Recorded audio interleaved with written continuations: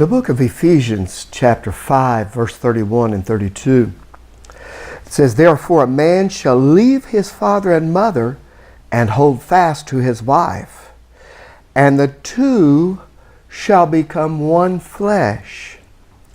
This mystery is profound, and I am saying that it refers to Christ and the church."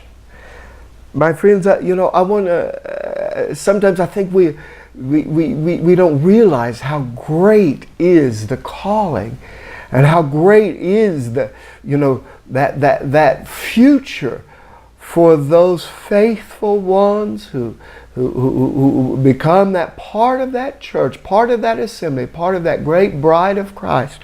Just the same way that the two become one flesh in a marriage, and they share all things. They share their possessions. They share their lives. They share a life of intimacy. That's the analogy that Jesus used for what He's going to do with His church. It's almost too awesome for our natural minds to comprehend.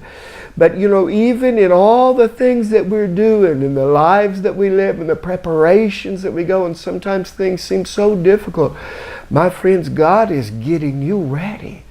God is preparing you to share with Him in all the riches of His glory and all the nature of it, that heavenly nature.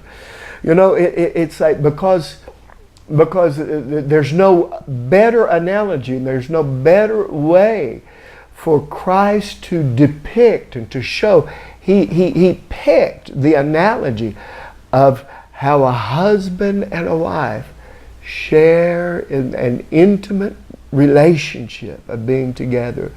And I don't want to try to cheapen that. I'm not trying to, do anything, but I'm just using the analogy that the Lord gave of how a bride and his bridegroom, a man and wife, live together in a wonderful bliss and a special unity, sharing that intimate place.